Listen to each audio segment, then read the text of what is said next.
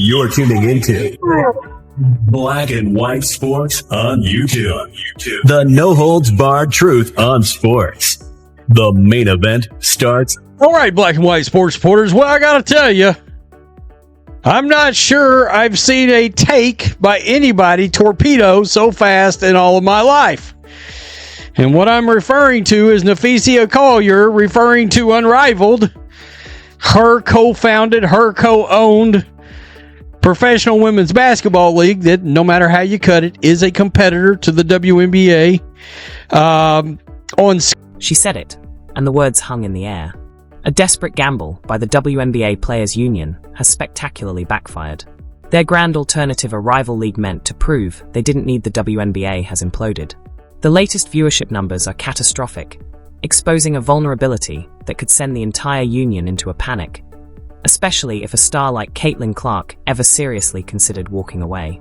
This isn't just bad, it's a dire warning for the future of women's professional basketball. Her co-owned professional women's basketball league that, no matter how you cut it, is a competitor to the WNBA. On scale, no, but it's pro basketball and it employs WNBA players. That would be what I would call a competitor and a conflict of interest. Slowly but surely you're getting trickles of people calling that out. But still, I mean, the ones that cover this the most, they're scared to death. And they continue to be a propaganda machine for women's basketball. Come on, you got to call balls and strikes. You do. You got to be fair. Nisha Collier, co-founder of the competing league Unrivaled, confidently declared her venture a sustainable business and a viable alternative for WNBA players. It was supposed to be the ultimate bargaining chip in crucial CBA negotiations. Look at us, we don't need the WNBA. Yet, amidst plummeting viewership and barely filled arenas, that confident assertion now feels less like proof of strength and more like a desperate attempt to prop up a failing enterprise.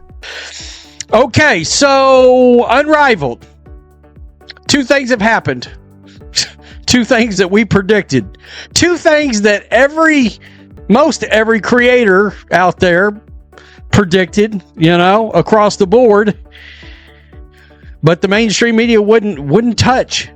And that's the idea that Unrivaled was going to the idea that Unrivaled was going to actually be a bargaining piece here. And what I mean is, oh, look at us. We've got Unrivaled. We don't need the WNBA. We don't need to sign a CBA.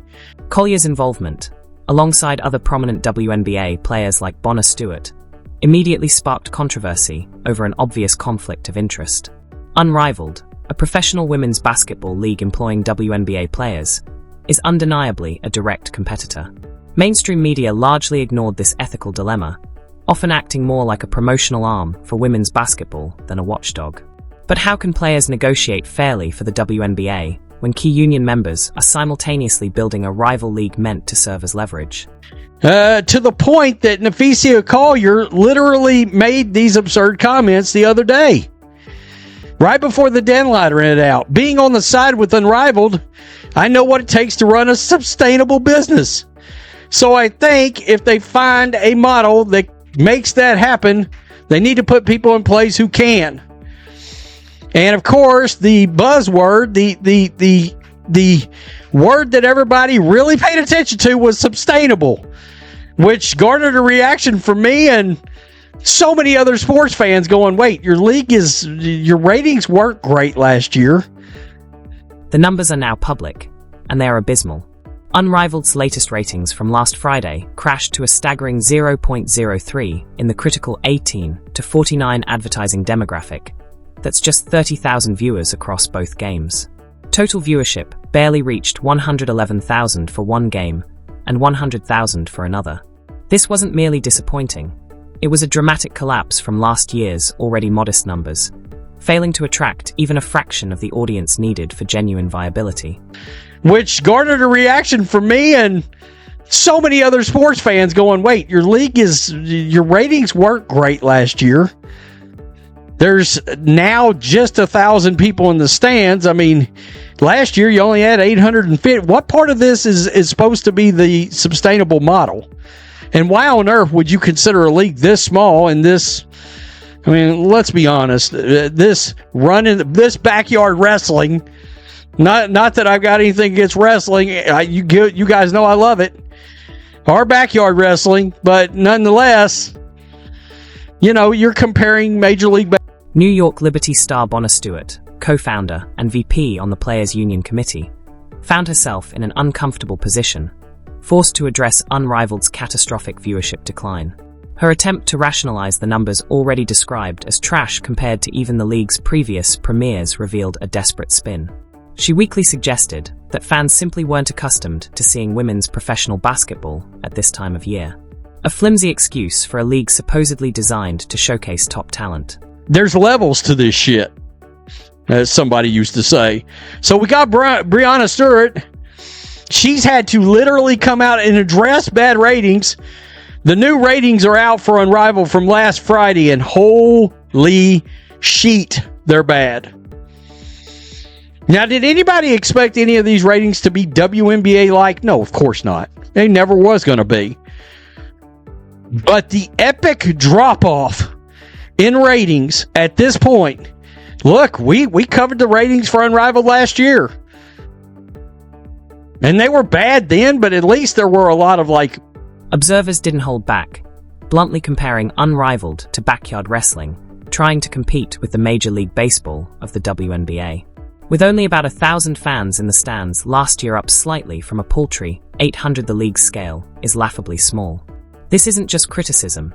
It's a damning assessment of Unrivaled's lack of infrastructure, fan engagement, and professional polish. What was pitched as a viable alternative has quickly devolved into little more than a sideshow. 70,000 viewers, 190,000 viewers, maybe a 200,000 viewer. This is a titanic drop-off. So this was last Friday, right?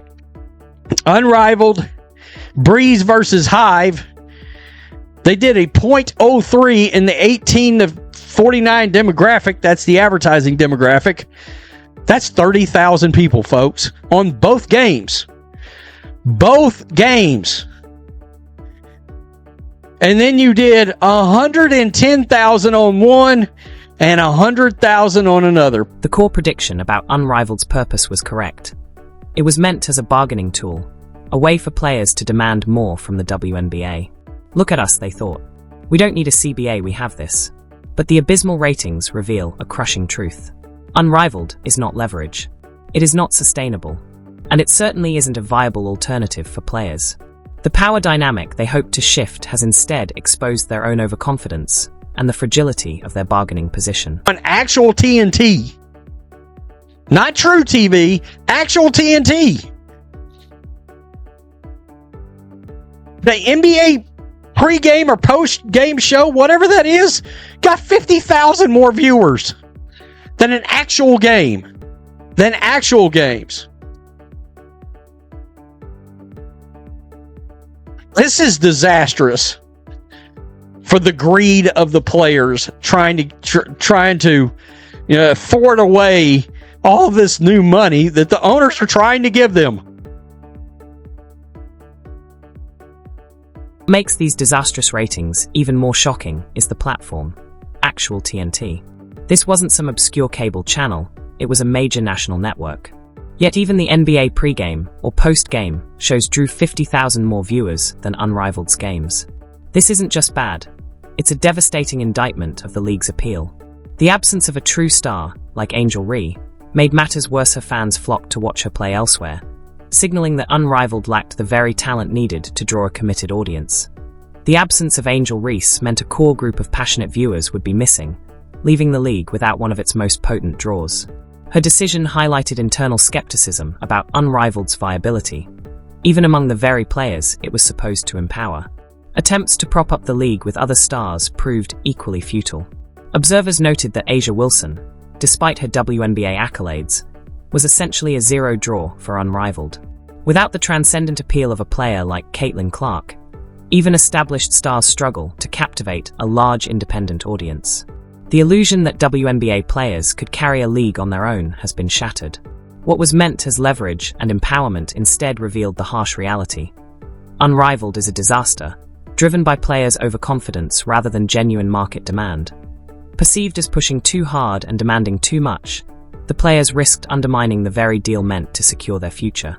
Observers warned that if they priced themselves out of a new media rights agreement and still fail to profit, the entire deal becomes meaningless. This short-sighted approach, combined with the collapse of Unrivaled, directly threatens the WNBA's newfound profitability and the future earnings of all players. For years, the league lacked any significant media rights deal, severely limiting growth. Now, finally, there is one, but its success depends on players not overreaching. With Unrivaled's failure as a bargaining tool, players have far less leverage than they assumed. Overconfidence and excessive demands could jeopardize this crucial revenue stream, potentially sending the WNBA back to square one, especially if its biggest stars are not satisfied. Meanwhile, mainstream media, often acting as a propaganda machine, largely ignored these conflicts and failures. Mainstream media largely refused to call balls and strikes on Unrivaled, creating a false narrative of strength and sustainability for women's basketball. This suppression of truth allowed players to operate under a dangerous illusion of power and marketability. But the harsh reality of the ratings could no longer be ignored, and the media's complicity in misrepresenting the league is a critical part of this unfolding crisis. The contrast could not be starker or more terrifying for the Players Union. Caitlin Clark, for example, alone draws audiences of 800,000 to 1 million viewers. Meanwhile, Unrivaled struggles to attract barely 100,000. Clark's presence, or absence, underscores the WNBA's reliance on transcendent talent. Nafisha Collier's initial boast that players could simply come over here and play if the WNBA didn't meet demands now rings hollow. Without Unrivaled, there is no alternative, leaving players entirely dependent on the league they tried to leverage, without a viable backup plan. The WNBA Players Union, through co-founders like Stewart and Keir, severely miscalculated the market for an alternative league. They assumed that star power and a desire for more control would automatically translate into audience engagement and financial success. Unrivaled's ratings have laid bare a profound disconnect between player self-valuation and actual market realities, exposing the fragility of careers outside the WNBA. This misjudgment jeopardizes the players' bargaining position and could force significant concessions in future negotiations. Worse, Unrivaled's failure is more than a failed side project, it's a flashing red warning for the WNBA itself. Without a generational talent like Caitlin Clark driving viewership, even established stars struggle to attract audiences.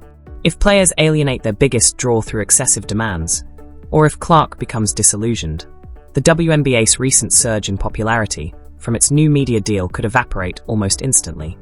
The panic is real, reflecting an uncomfortable truth about their actual market value. The new media rights deal offered the league and its players a golden opportunity for long-term financial growth. Yet, perceived greed and the collapse of Unrivaled threatened to derail that prosperity entirely. Overplaying their hand in CBA negotiations, believing they have leverage they clearly don't, risks alienating owners and endangering the very revenues meant to increase salaries.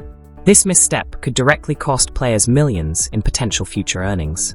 Meanwhile, Nafisha Collier's use of the word sustainable to describe Unrivaled now reads as a stark and bitter irony. This is a testament to Unrivaled's spectacular failure. A league with shrinking attendance and abysmal TV ratings, even on a major network, is anything but sustainable. Whether through delusion or misrepresentation, this exposes a concerning lack of business acumen among some player leadership. Their inability to run a truly viable enterprise outside the WNBA leaves players vulnerable, stripped of the alternative they so desperately sought. The WNBA Players Union now faces a stark, terrifying truth. Their alternative league is a colossal failure, leaving them without any real leverage. Their biggest asset, Caitlin Clark, remains the singular force driving unprecedented viewership, a force they cannot afford to alienate. The hypothetical risk of her departure, or even her dissatisfaction, looms large as negotiations unfold. Panic is palpable. Without a viable backup plan, and with player star power proving limited beyond Clark's orbit, the union's future depends entirely on protecting the very league they once attempted to challenge.